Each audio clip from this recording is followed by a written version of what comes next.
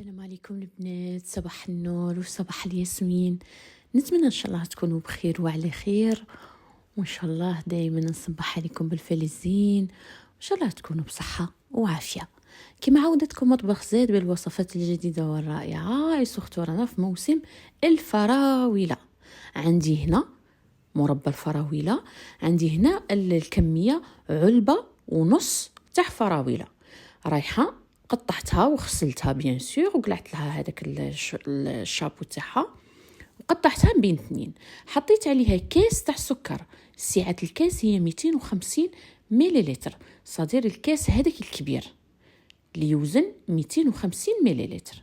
نخلطها بهذه الطريقه في هذا الريسيبيون، ورايحه نغطيها باي حاجه ولا بابي فيلم صدير اللي متوفر عندك، وندخلها للثلاجه لمده لا تقل على 3 ساعات. كما راكم تشوفوا نغطيها وندخلها للثلاجه لمده لا تقل على 3 ساعات. هنايا للامانه انايا خليتها باتت باش تعرفوا كيفاش طلقت هذا السيرو كامل. خليتها باتت حتى الغدوه من داك عاد بديت نستعمل في الفراوله. هنا رايحه نزيد نضيف لها 2 ملاعق كبار تاع فلون بذوق الفراوله. هنايا الفلون بذوق الفراوله رايحه يزيد يعزز لنا اللون الاحمر. شوفوا كي زاد ولا احمر اكثر كي ضفت لها 2 ملاعق، و en même temps يعطينا حلاوه.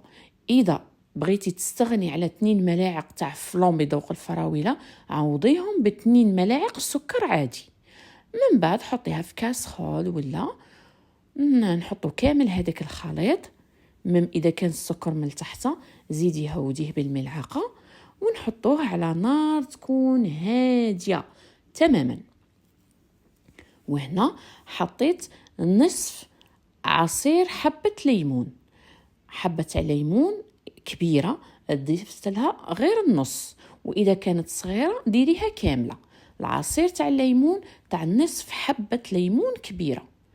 من بعد هنايا كي يبدا يغلي توجور على نار تكون هاديه، نقلعو كامل هاد الرغوه اللي راها من الفوق، هي اللي راح تتسبب لنا عفوا باش المربى تاع الفراويله يخسر.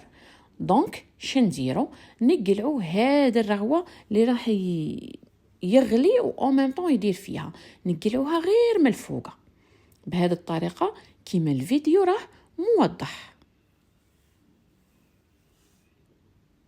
وتوجور على نار تكون هاديه وراه يغلي او ميم طون، ورانا نقلعو في هذيك الرغوه اللي راها من الفوق. هنايا رايح ياخذ لنا من نصف ساعه حتى 40 دقيقه باش يطيب لنا مربى الفراوله تاعنا. اي سختو راه الموسم تاعها وراها ما شاء الله كبيره حمراء شابه حلوه. وهنايا شوفوا كي عقادت. هنايا كيفاش تعقاد يولي يدير لك في هكا في الفقاعات بهذه الطريقه. شوفوا. وهنا باش نتيستو المربى تاعنا جيبي اسيات صغيره حطيها في الكونجيلاتور او الثلاجه، ماشي في الثلاجه في المجمد. حطيها كي تبرد هذيك لاسيات حطي فيها المربى. غادي هذاك المربى كي يبرد غادي تشوفيه باللي تقال تماما. هنا اللي راهم موالفين يتفرجوا الوصفات تاعي هكا انا نتستي المربى بهذه الطريقه باسيات في المجمد، نخرجها ونحط فيها المربى. كي يشوفها جمد سي بون طفي على المربى تاعي. وفوالا هنايا لازم كي تطفي يبرد تماما المربى تاعك، خليه حتى يبرد صدير ما يخوفكش كي تولي تشوي فيه هكا خفيف، غادي كي يبرد غادي يجمد، هادي سير منها. وحطيه في دي بوكو يكونوا معقمين، يكونوا كما راكم تشوفوا، اي سورتو الا كانت كميه كبيره. شوفوا ما شاء الله كيفاش ثقيل. واذا بغيتيه كايلي بغيه مطحون طحنيه بالبغاميكسور هذا مكان. وهنايا مع كسرة رخصص الله الله.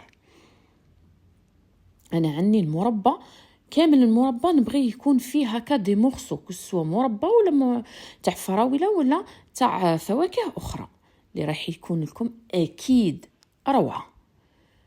اذا عجبتكم الوصفه تاع اليوم ما تبخلوناش من الاشتراك وتفعيل الجرس باش يوصلكم كامل وصفات مطبخ زاد. وما تنسوناش اللايك ولا الجيم اللي راه تحت الفيديو. ما بقى لي غير نبقيكم على خير وفي امان الله، والى وصفات قادمه توجور مع زاد كويزين، ونقول لك تعيشي وتفني في كوزينتك. سلام.